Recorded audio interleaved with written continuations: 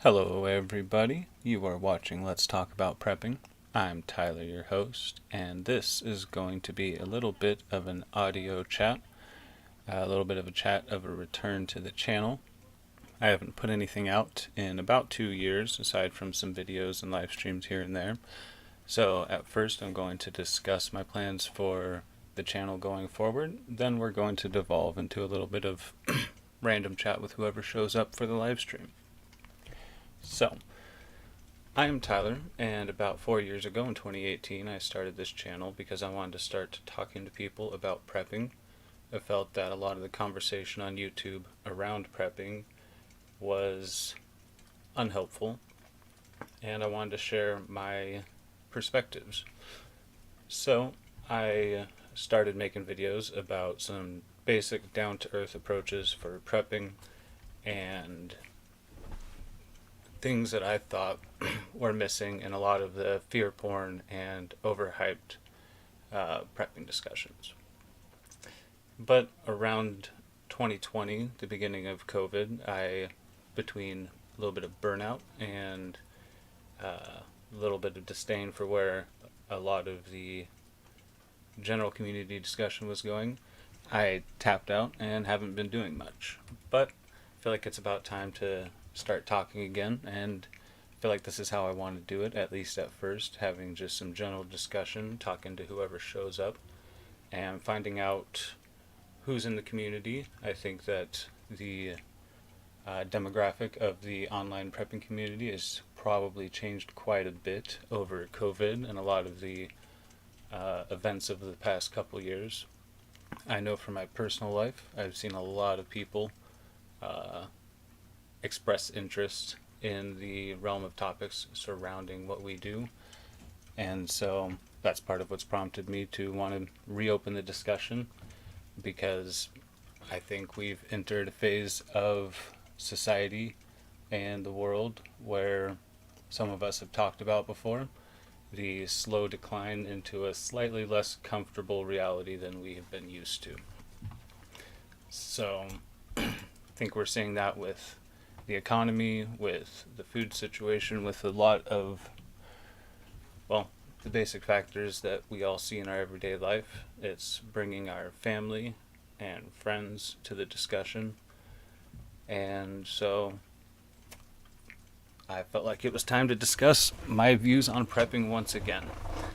So, for those of you who have joined in the period of time since I've put out very much stuff, I will go over my basic views on the discussion of prepping, because from a new person's perspective, the prepping community is a very wide range of sometimes very hyperbolic stances and sometimes very reasonable stances on what a person should do to prepare and what they should be preparing for.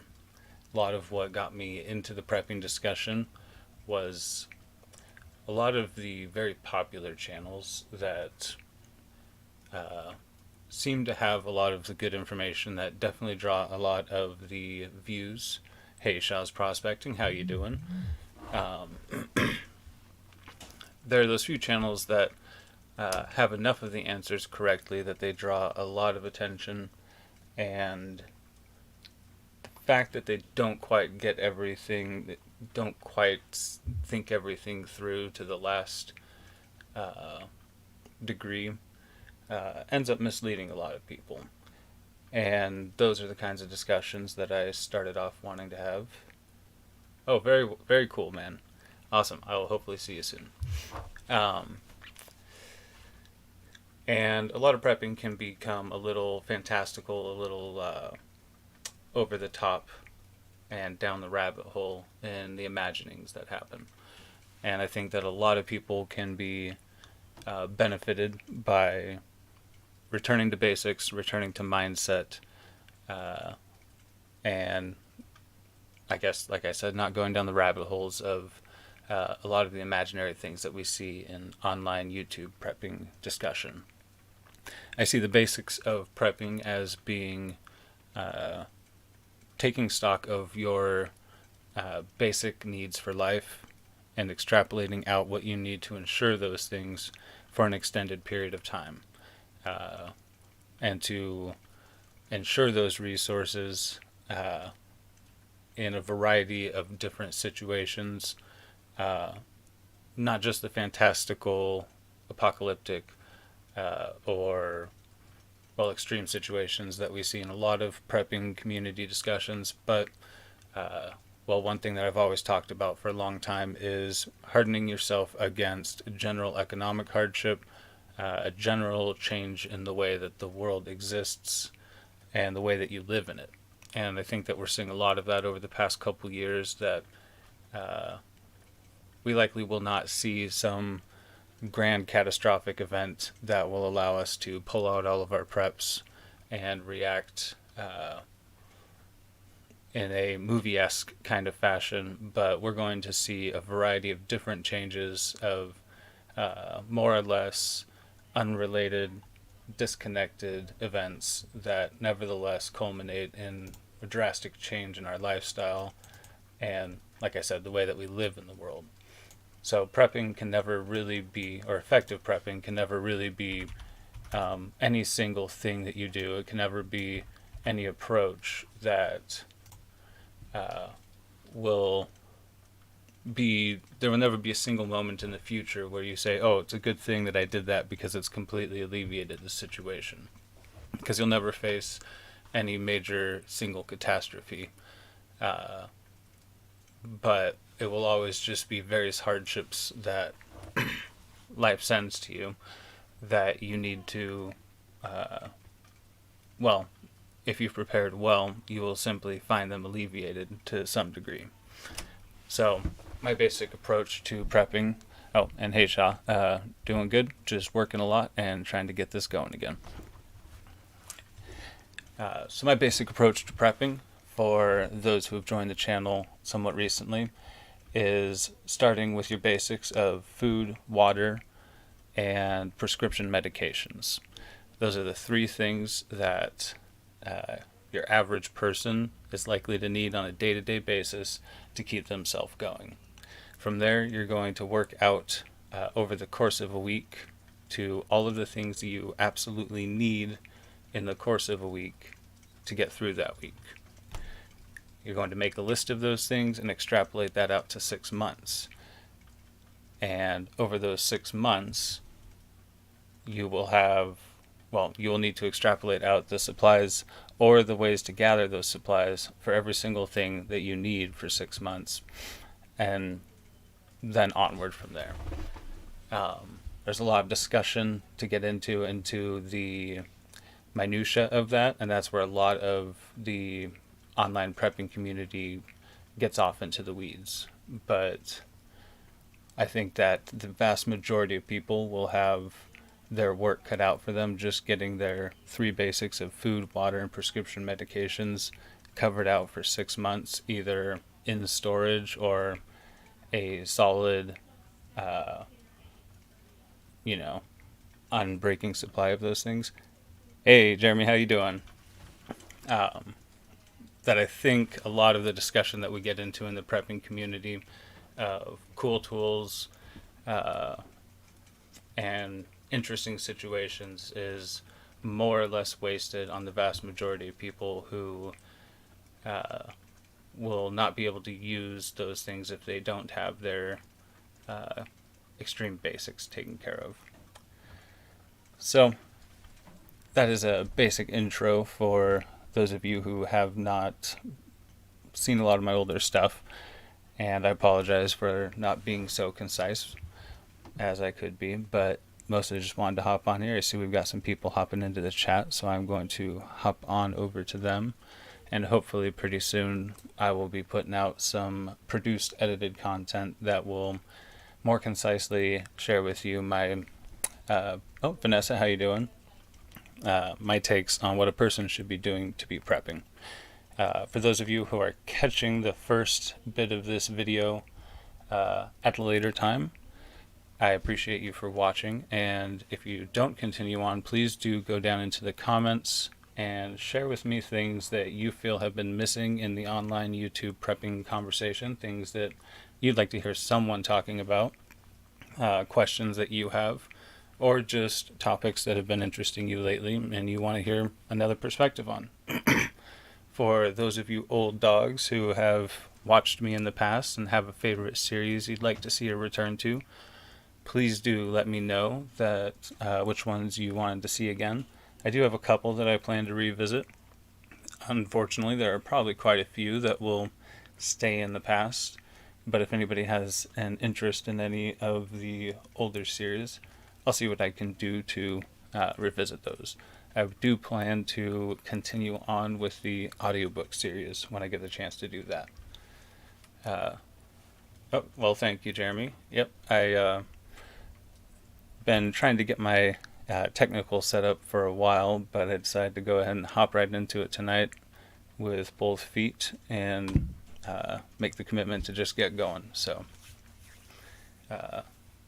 glad to see that some of you guys are hopping in. How's everybody doing out there? Vanessa, thanks for hopping in. Good to see you.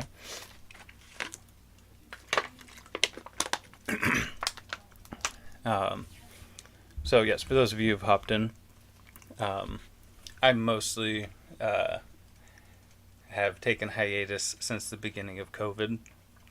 I didn't really like the way that the conversation was going in the prepping community at the time, and also I didn't like what I knew was going to happen with YouTube and censorship through that whole period. And between that and a little bit of personal burnout, I pretty much tapped out of the game. A couple of you know this because I know you in person. But oh look, hey Uncle Al, how you doing? Good to see that, Jeremy. We need to talk soon. Need to hang out. Yes, Uncle Al, I am still alive. I've been laying low. I've been working hard the past couple years. Yeah, working a lot. But the aftermath of the past couple years, which I've been fully happy to not be a part of the conversation on, definitely has me wanting to re-enter the conversation. I've got friends and family who have found or rediscovered interest in prepping. And yeah, burnout is definitely real, Jeremy. I'm sure you know about that. You guys are really solid on the content. Yeah, no, it is. It is. So I'm definitely going to find a happy medium this time around. You know, back in the day, there's mods. Yes, Uncle Al is a mod from years ago. Back when I myself was making multiple videos a day and stuff like that, like some folks in here. But I think I've finally got... Hey, Latchkey Kid, how you doing? I think I finally got my work and home life to a nice balance to where I can probably do this kind of thing pretty reliably. It's been a pretty crazy couple years. I've been the general manager in charge of hiring, firing, and business at the store that I work at. So between all the staffing issues and all the supply issues that everybody knows about for the past couple years, I've been a very busy puppy.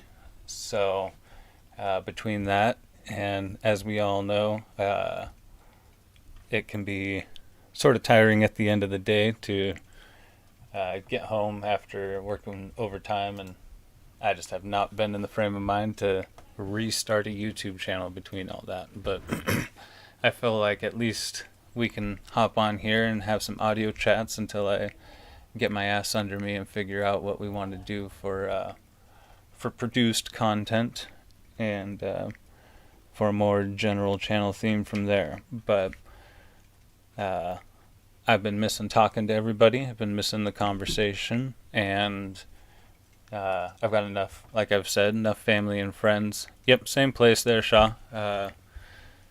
Enough family and friends that have been getting into the conversation and hitting me up, and enough people online who have seen the channel name when I'm in live stream chats that maybe want to chat a little bit. So I am getting back on the saddle and seeing what kind of conversation we have. Right on, Latchkey. I am not recognizing the screen name. Have you changed that maybe from something that I would recognize a little better?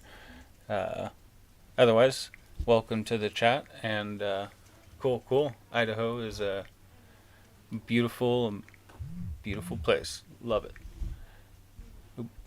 Give me half a second here. I've got a little bit of communication from work. Okay, we're doing all right. All right. So, yeah, I've got a lot of friends and family, as I'm sure many of you do, who have gotten into the prepping discussion over the past couple years.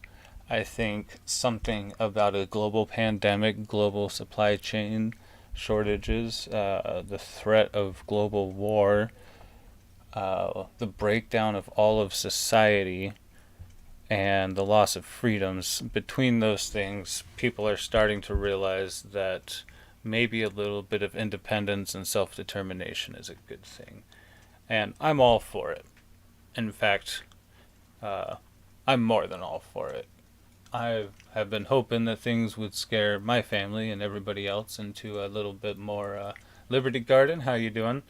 A little bit more interest in, like I said, self-determination. I don't need everybody to be a prepper, but I think that it's a healthy thing for everybody to start being more concerned about where their food comes from, how stable their place in society and the economy is, and just all the things that we talk about here. So let me catch up with who we got here. Oh, Imagine Acre Wood. Okay, nice. Okay, yeah. How you doing, man? Good to see you in here. You're gonna be back up around. Awesome. Building out a short bus in the cargo trailer. Hey, that's the life, man. Yeah, got to be able to go mobile. All right, so we got Latchkey Kid, formerly Imagine Acre Wood. We got Liberty Garden, Tamala DeVille, Uncle Al, and potentially still Shaw's Prospecting, Vanessa Kitty in here. Thank you, everybody, for hopping in. Give me half a second. Gonna have a little bit of a sip of whiskey since it's getting a little later in the evening and we're all hanging out.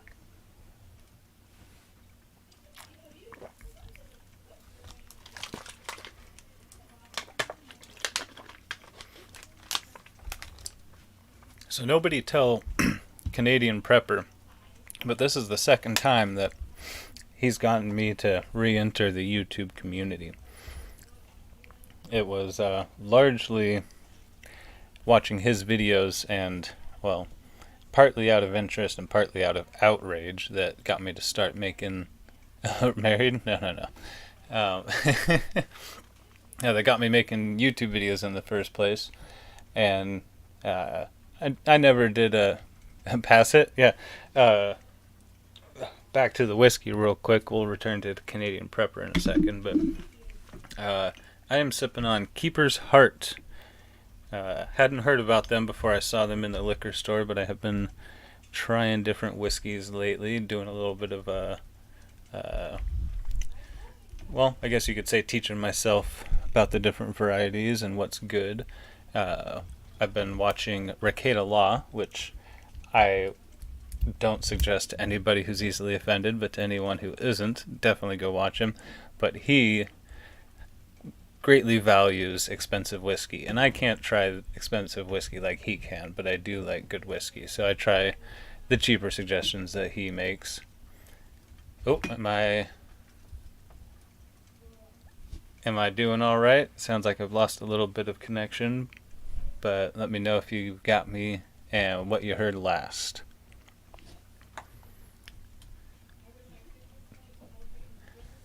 Anyways, I'll talk as though I'm still here. This whiskey is an Irish and bourbon blend.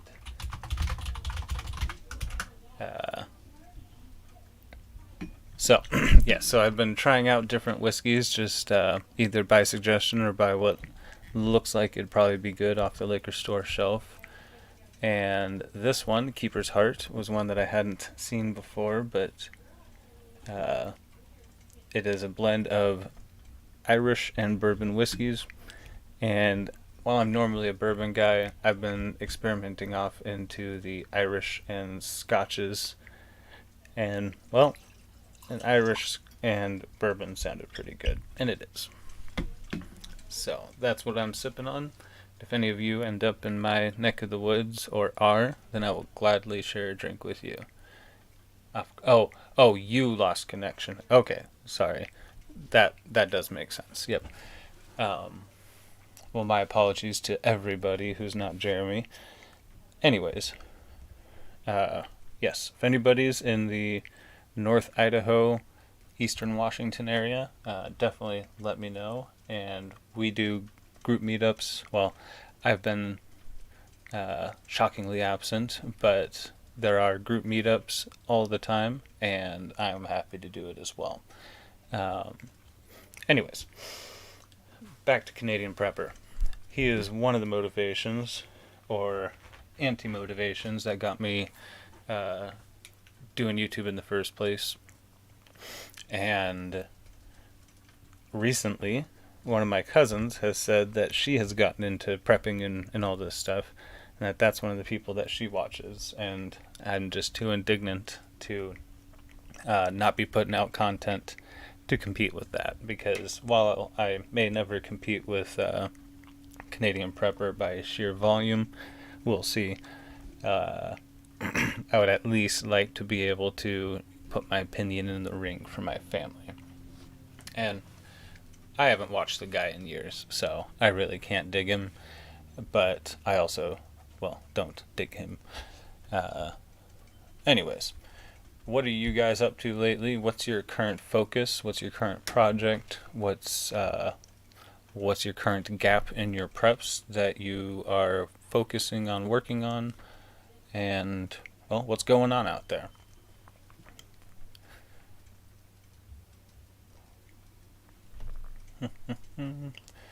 Latchkey Kid is thinking about getting Starlink. I've heard some people are liking that. I haven't heard too much to say one way or the other, but I have actually seen the streams that people said were coming from Starlink, and they were better than streams that I've probably done. So,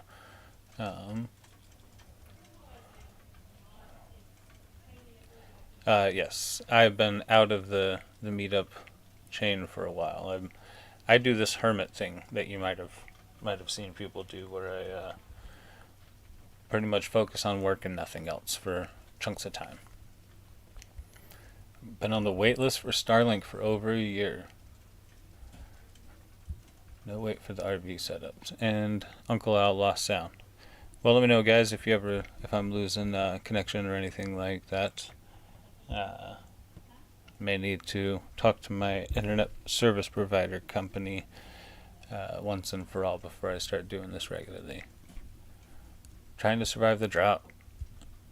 Yeah, it's pretty rough down there, Liberty Garden. It's been getting hot up here lately. We had a very late spring, so we actually have been very short on summer, and hopefully that will alleviate our fire and smoke season up here in the Pacific Northwest.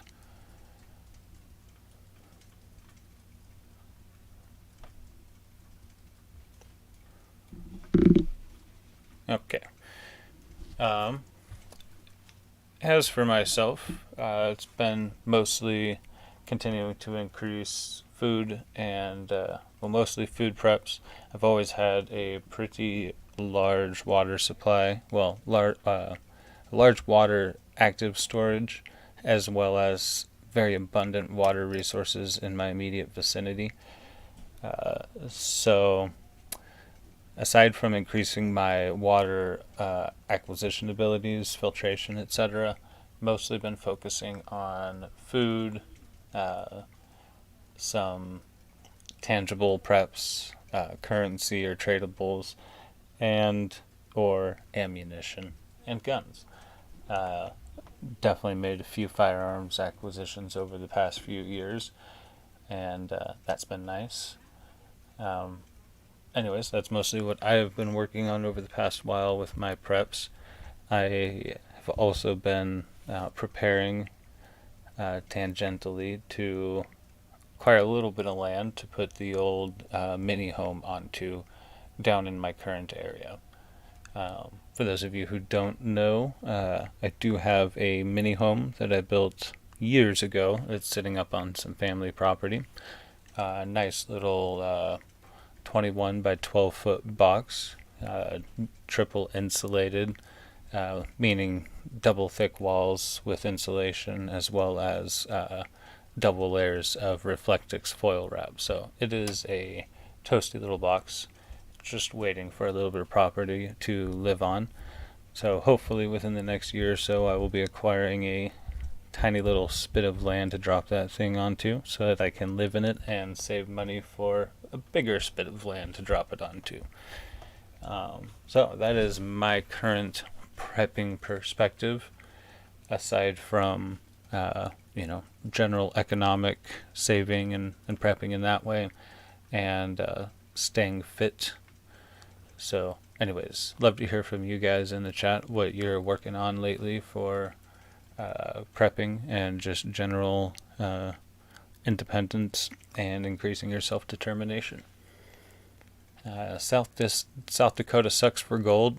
Yeah, well, I just have this concept that anywhere closer to the East Coast has just been strip drive, things like that. Whereas out here on the West Coast, it's still that virgin frontier soil, I mean, we did have the gold rush and all that stuff, but I think that there's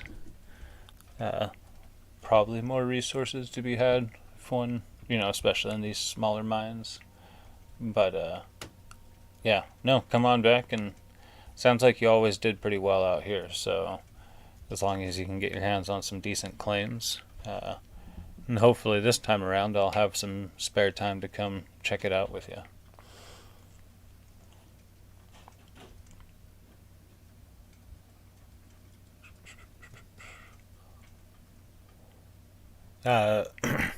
Latchkey Kid, give me half a second and I will share with you a detecting YouTuber from our community.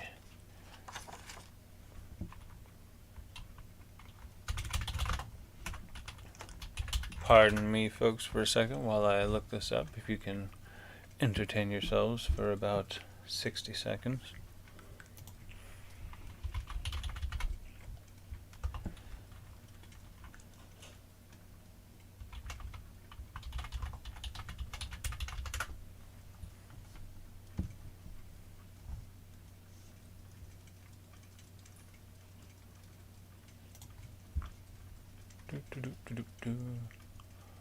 Alright. This is a video from Palmetto Prepared. You may know him. Still have all your claims, Shaw? Wonderful. Anyways, Palmetto Prepared does metal detecting. That's not all his channel is about. I'm just plugging him because his channel has a lot of great stuff, but that guy does a lot of metal detecting and he does pretty well for himself. So I'm sure comments on that video will net you some very good results. Now, your question was concerning panning riverbeds and creeks. He does detecting overland, but like I said, it looks like a fun hobby. It's one that I've meant to pick up for quite a while, and he will have great suggestions on overland metal detectors for you if you're interested. Anyways, still have all your claims in Libby? Wonderful. Well, yeah, you always seem to do pretty well out here, so hopefully that does well for you. Stopped prepping years ago, just living a prepared lifestyle. Yeah, Liberty Garden, that's pretty much the paradox of the proper prepper. I've often considered changing the channel name because I don't like the association with quote unquote prepping. but I also refuse to change the name because we're really not going to get rid of it as the box that this kind of thing gets put into. But we may be able to make the conversation rational enough that it starts being more what you're talking about and less the idea of prepping.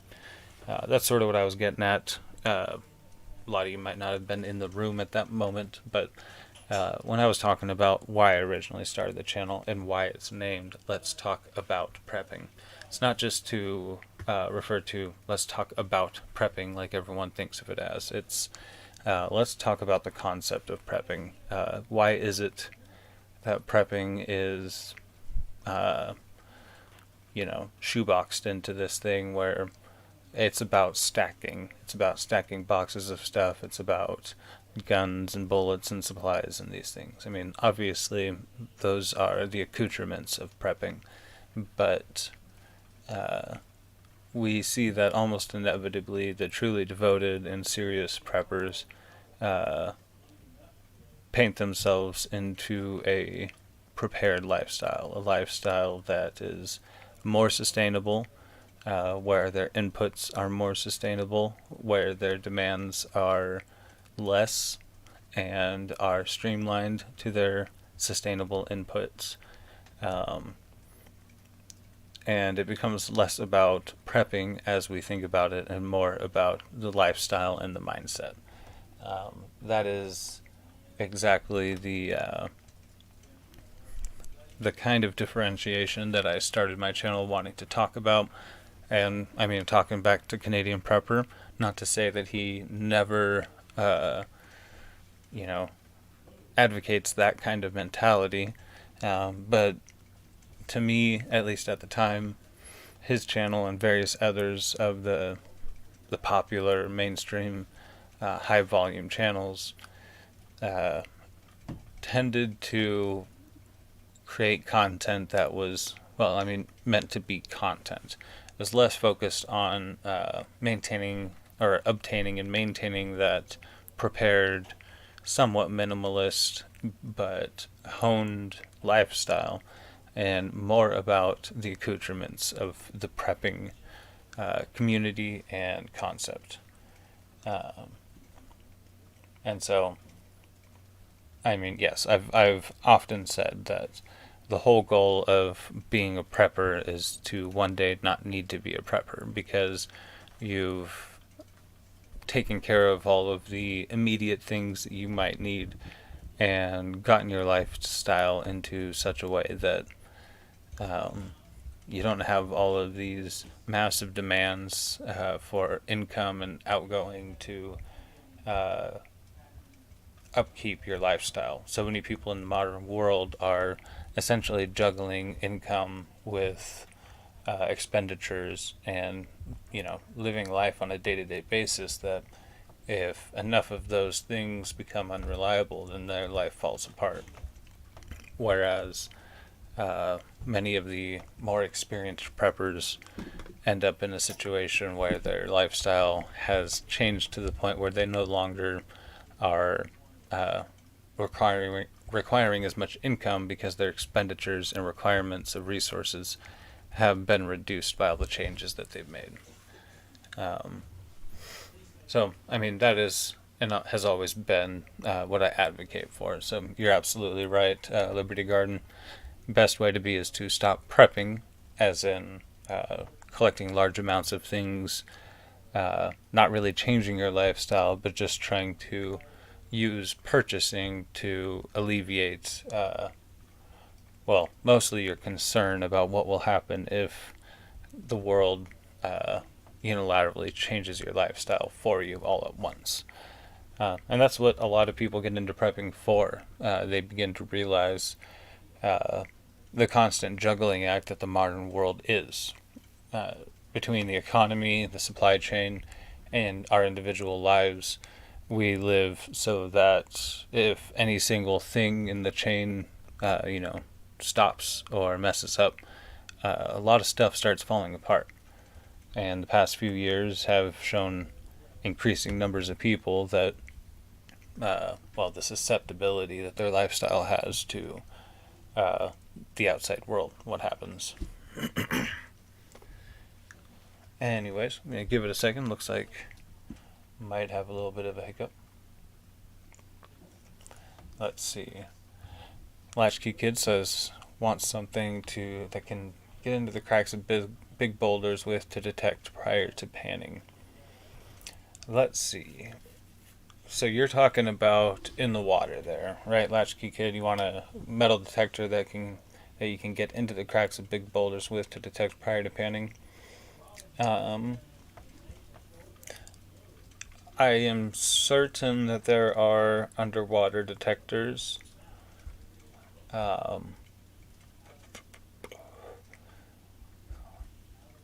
not really certain on the concept.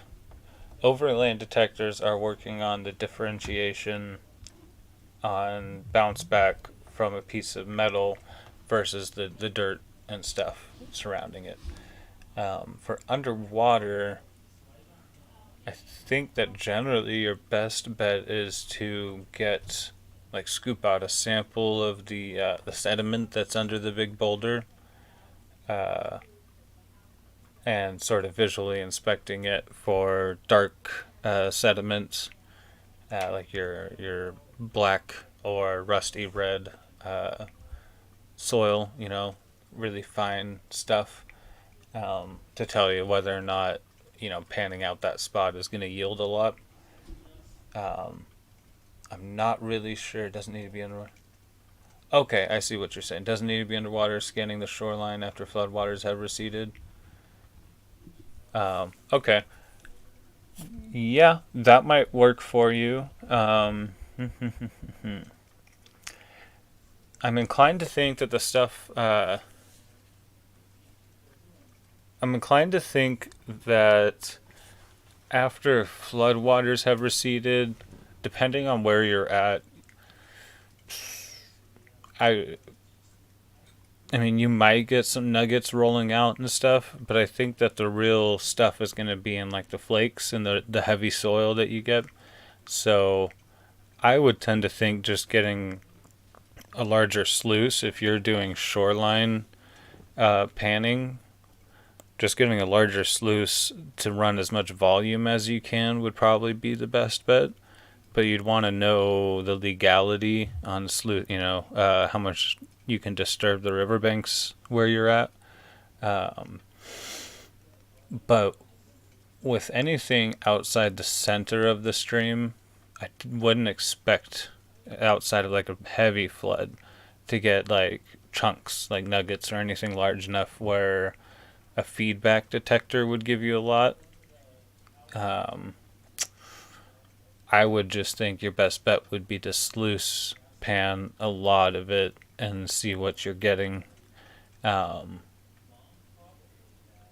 As for, I mean, you could run a detector over it. I just, you'd want to talk to Palmetto. He's really knows what he's talking about. I just feel like you'd get a lot of false negatives with rocks or all of the iron sediment that basically, because gold is cohabitates with iron, and so I don't know. You definitely want to talk to somebody with a lot more knowledge than I have about that. As for Liberty Garden, is the juice worth the squeeze in metal detecting? Again, Anthony from Palmetto Prepared is the guy to talk to about that. But from my understanding of it, he purchases a metal detector and they pay for themselves in just the pocket change that you detect, like when you go to a football stand thing, to football stands or baseball diamonds where communities all sit in the grass and stuff. You get engagement rings, you get a fair amount of quarters, dimes, pennies. Apparently the pocket change eventually pays for the metal detector, then you go buy a new one, so on and so forth. But if you know what you're doing, apparently, like, he lives back east, so he finds some pretty cool stuff from colonial times even. And then back out here, out west, we've got a lot of mining towns that apparently haven't been too heavily picked over. So depending on where you're at, yeah, you can. I don't know that you're ever. I think nobody serious really claims that you're going to make a fortune on metal detecting. But if you are someone who uh, finds it, is thinks it's cool to find something really old or something that's been buried for decades or whatever, and if you're a gold or silver hound, it is a way to find some of that in the wild. So I think it's pretty cool, and he shows me his finds, and they're pretty sweet. So I definitely plan on picking up a metal detector and doing some panning, because that kind of stuff is just fun. For nuggets, look for large gravel dumps. Yeah, that makes sense. Talking about more in the crags of large granite and bedrock boulders and high alpine streams. Just an idea I had. Fishing is first priority, but figured midday I could do some panning in between. Yeah, I mean, I don't see why not.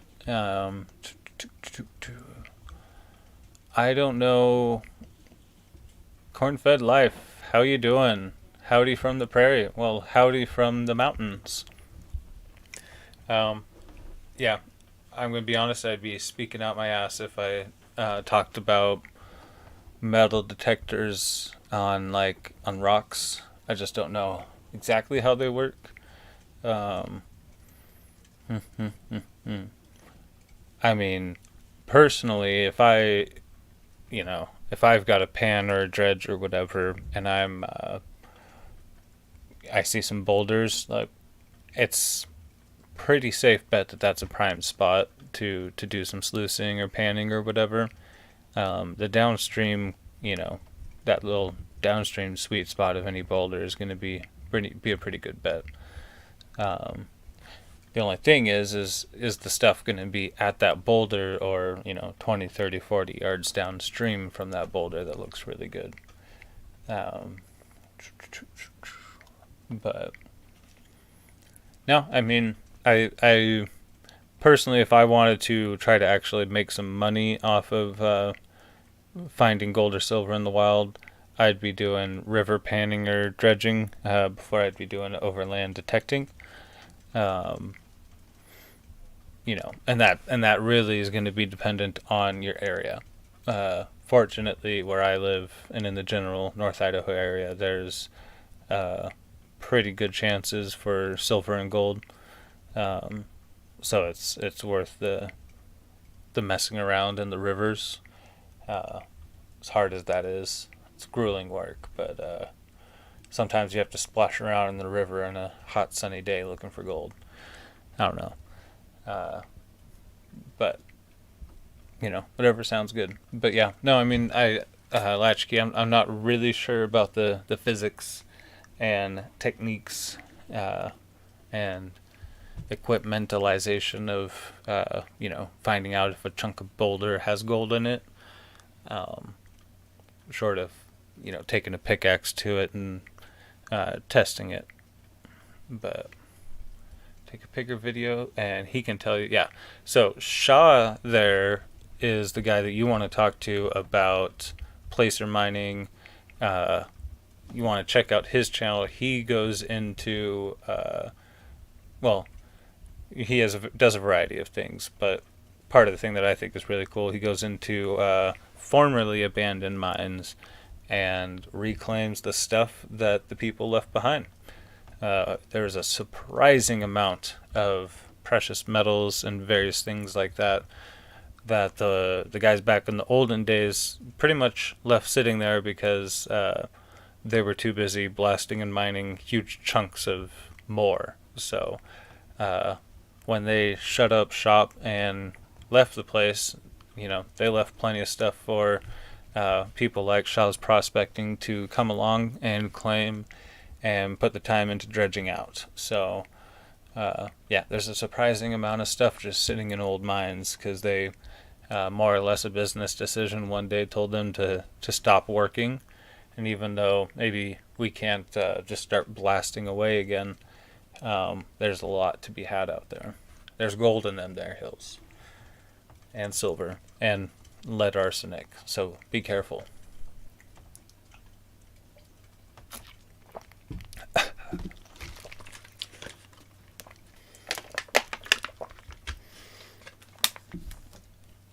Well, anybody have particularly fun plans for the summer? Doing any adventuring, traveling, or anything of the like? I intend to get myself out camping at least once while it is nice. I have done far too little camping over the past few years. So now that I'm finally capable, I'm going to take a 3-day weekend and go do something outdoors somewhere.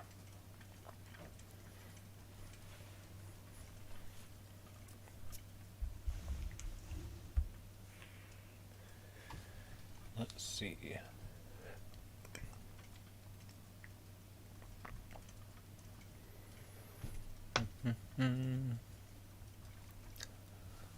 46 minutes we've been going. Very good. Backpacking and trout fishing. Very nice. Very nice. Being Libby next month.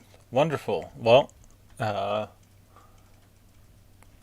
let me if you pass through, stop in. I'm at the store till 4 weekdays, so if you're able, it'd be cool to see you. Otherwise, I'm sure I'll see you soon enough. Backpacking and trout fishing. I used to trout fish all summer up in Boundary County, Idaho.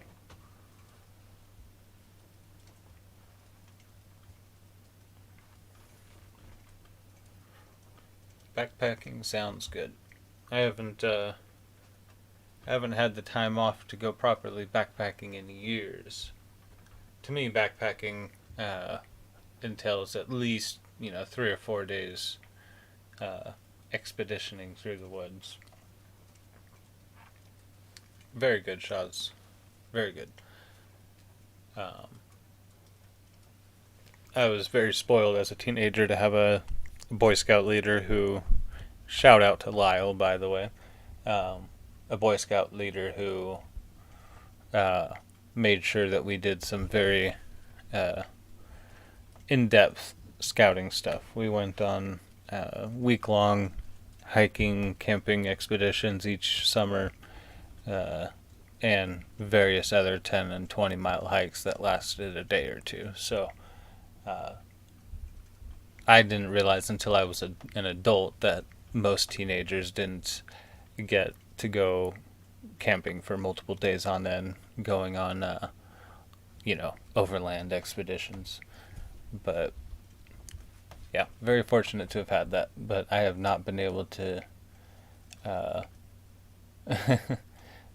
haven't been able to do that in quite a few years. And something I'd like to get back to is some proper backpacking.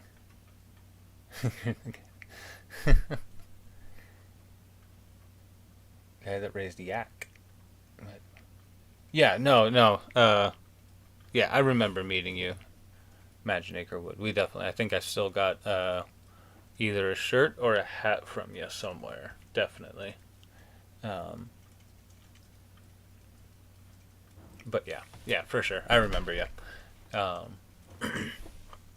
I was the ugly guy in the corner. If that helps.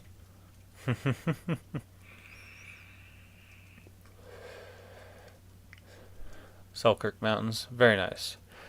Yeah, I grew up mostly on Mount Hood and out in the Oregon coast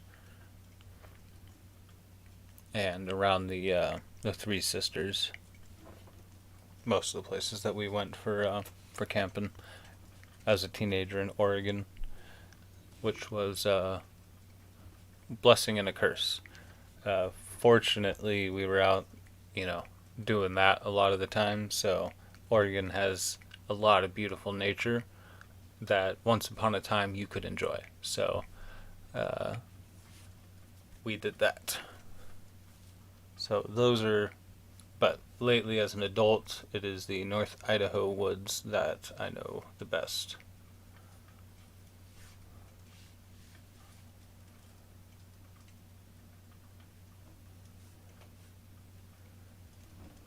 So,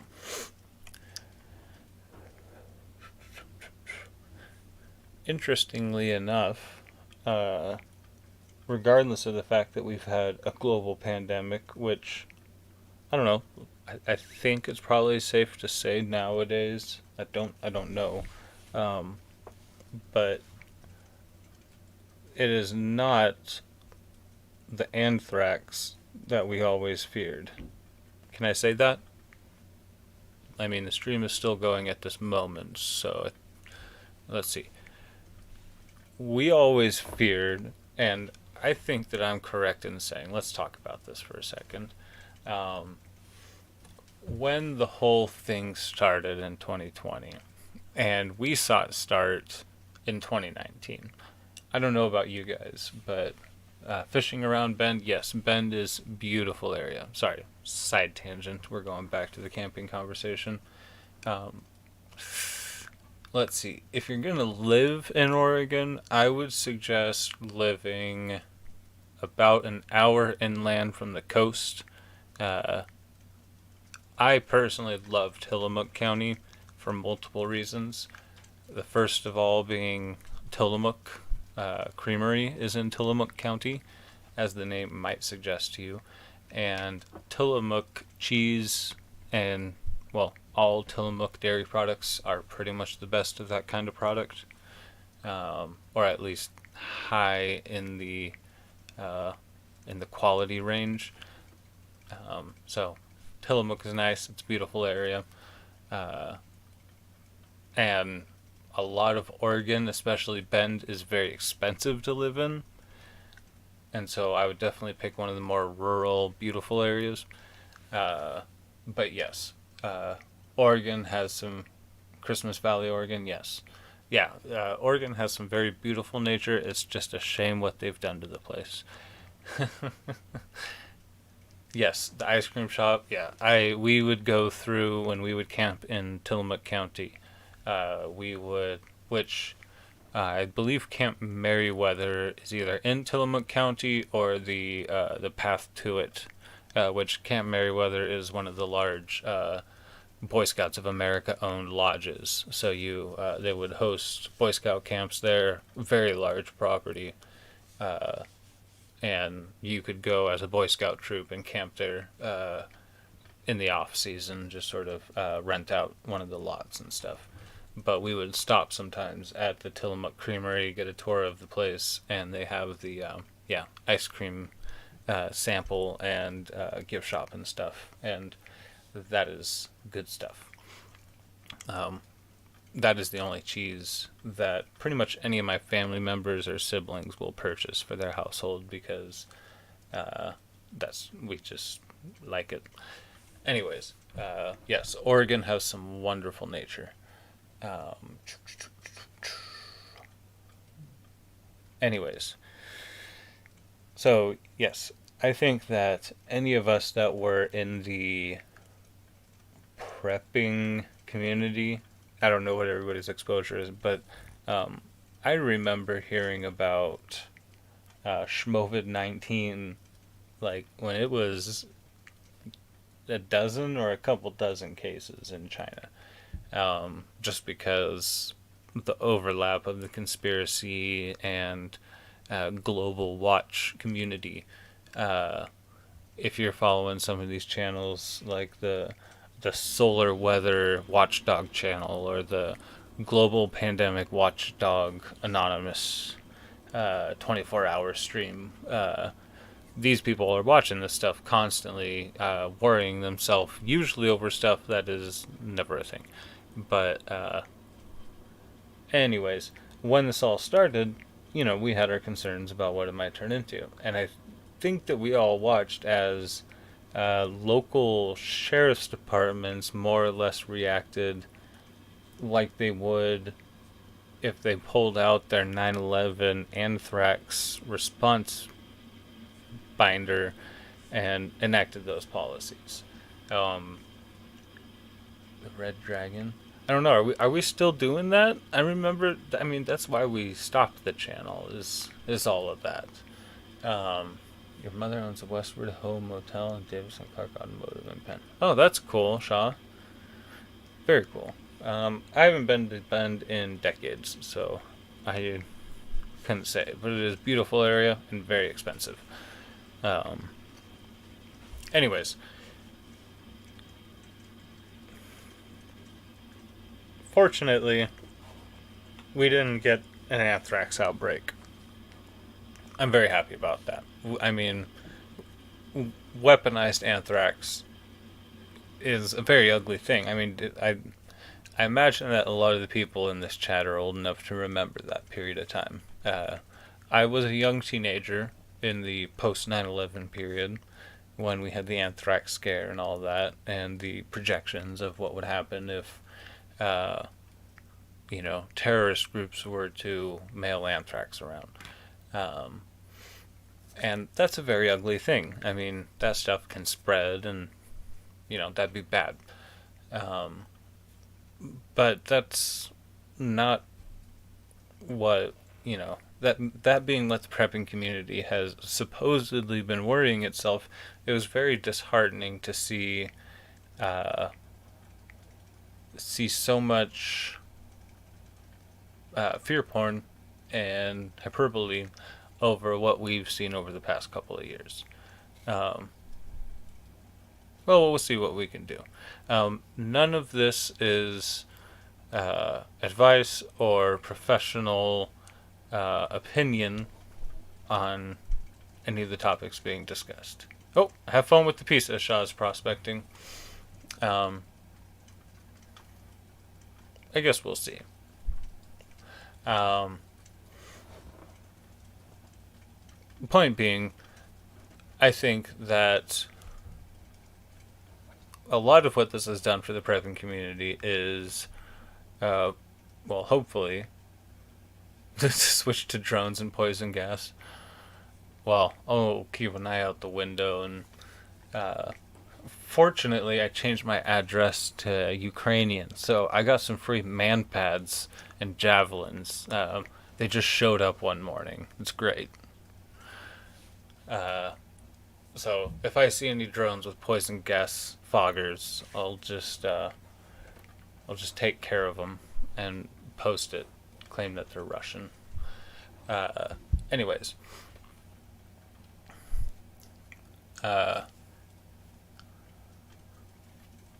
for me, mostly, a lot of this has shown uh, which channels are not concerned about the mindset side of prepping. They may have great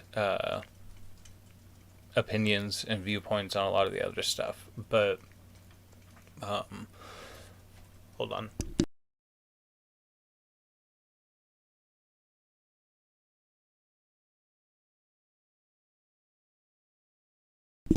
Pardon me, a little bit of a throat tickle there. Nothing a little bit of fire water won't fix for us.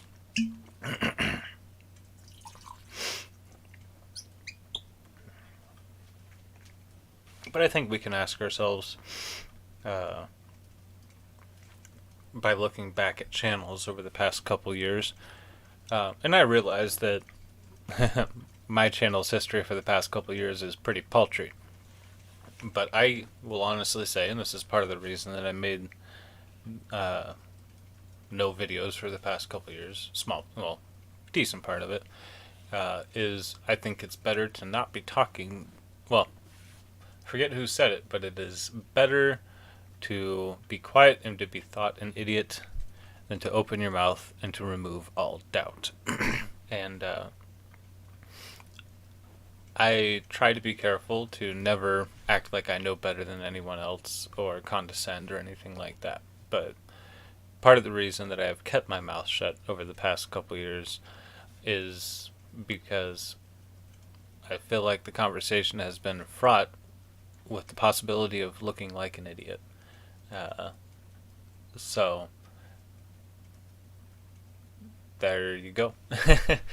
Over the past couple of years, I think it's been perhaps some of the best time to be a person on YouTube talking about prepping and the various topics that are associated with it, but also, yeah, some of the most perilous times because we've seen a lot of fear porn. We've seen, I mean, from not just YouTube, but everybody.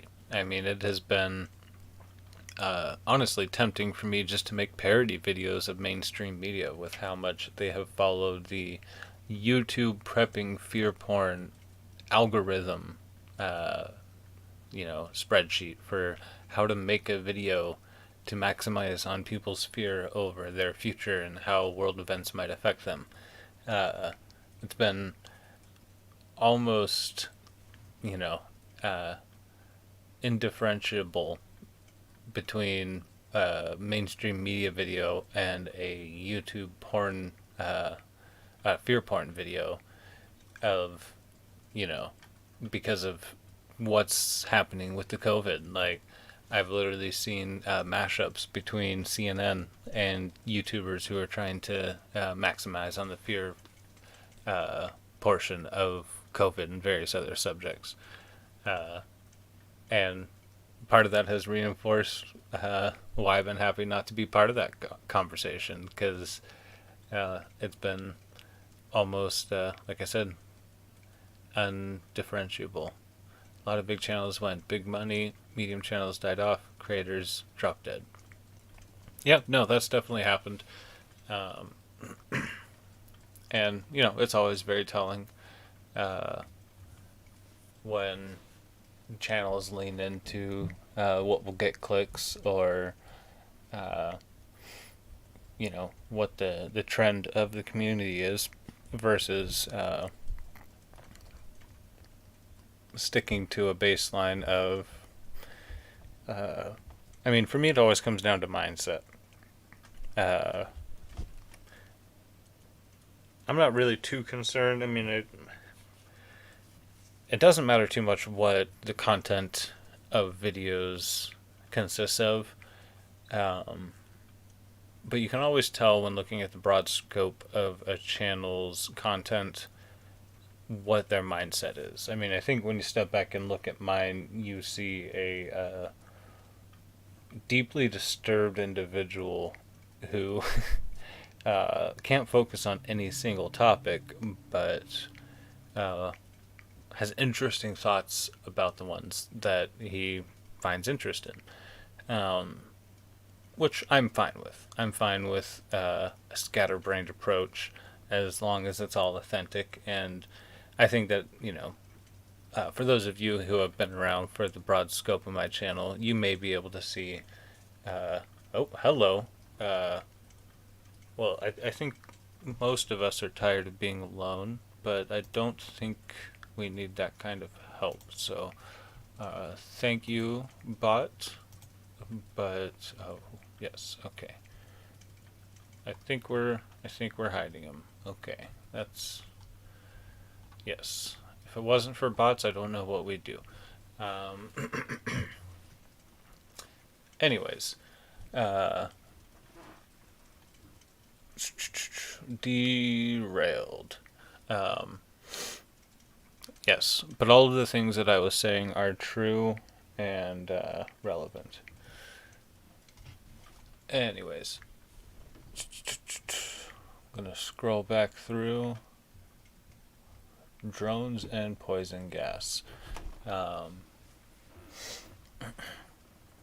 the broad scope of a channel when you look back at it. I'm fine with the fact that my channel looks like a scatterbrained approach at various things that I'm interested in and find relevant to the topic of prepping at whatever moment that I made that video at. I can honestly say that my videos have been authentic and not chasing content clout or trends or trying to stay ahead of what's relevant. I have often intentionally not made a video during the period of time when it would have been perfect to make viral because I didn't want to be that person who tried to get the video out ahead of anybody else. I don't know that that's a moral or really any kind of metric to measure something by, but Um, I feel like we are in a field of discussion that benefits from authenticity, and that the well, thank you, Uncle Al. Well, that's not a bad ratio. Um, I feel like the authentic mindset of the individual providing this kind of information, because I mean, on one hand, let's be objective and recognize that we're talking about prepping on YouTube, their YouTube videos, and many people are simply watching these for passive entertainment. But on the other hand, for those who do take it seriously, we are discussing a pretty serious topic. And I think that deserves a little bit more consideration than most topics do when you objectively look at something and say, yes, but a YouTuber is talking about it. You're watching YouTube videos about tennis or video games or whatever. When you're a YouTuber and you're discussing uh, life and death preparedness, self-determination that may determine a person's well-being in the world, I think that there is a slightly larger moral standard put on you versus making makeup tutorials. And so, for myself, and placing no judgment on others personally, I would rather err on the side of not making the video versus making the video and edging into territory where I don't know what the fuck I'm talking about, just for the sake of making the video, and maybe misinforming or underinforming people. But that's just myself. Anyways, we are at an hour. I'm getting dangerously close to rambling here, and the bots are threatening to overtake the chat. So, depending on who's here, who's lurking, who's interested in more conversation, I may call it for the night, and we can continue this at a later date, maybe a little earlier in the day when some of our East Coast friends are awake and able to join us. But I will wait a couple minutes for any responses from chat members if they have any topics to discuss. But otherwise, we may be wrapping it up here pretty soon. I do plan on either doing some live chats like this, possibly getting some panel going. I might see if any of my fellow YouTubers are interested on hopping on for some live stream discussion,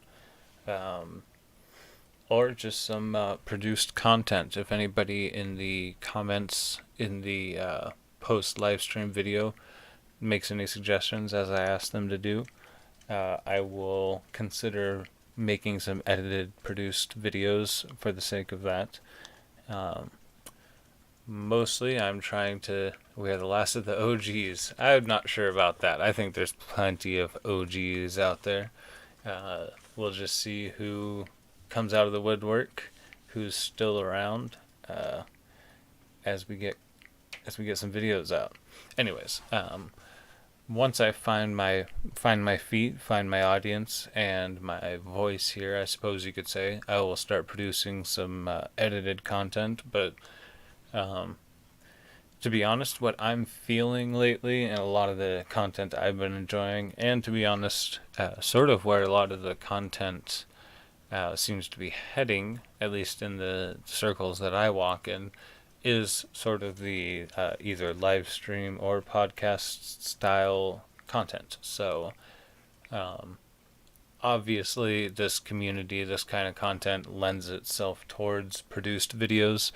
You've got your tutorials and various different things that just sort of need a concise video to cover, but I really enjoy the live stream chat discussion format. So we'll see if we can get enough of you guys out here in the future, get our legs under us, and, well, see what we can make of this channel.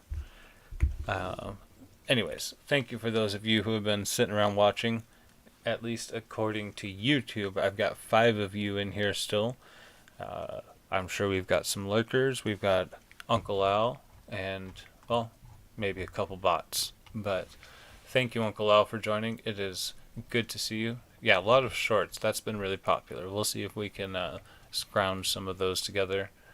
Uh, yeah, we'll see what we can do. Anyways, thank you everybody for hanging out. Thank you, Uncle Al. It's good to see you once again.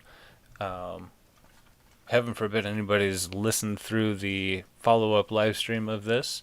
I love you if you do. If you are, you're probably a OG channel listener. And please do drop a comment because I would love to hear back from you. Anyways, everybody, have a good night. It's been great talking to you. And, well, here's looking forward to seeing you again soon. So, thank you and have a good night. Uncle Al, I will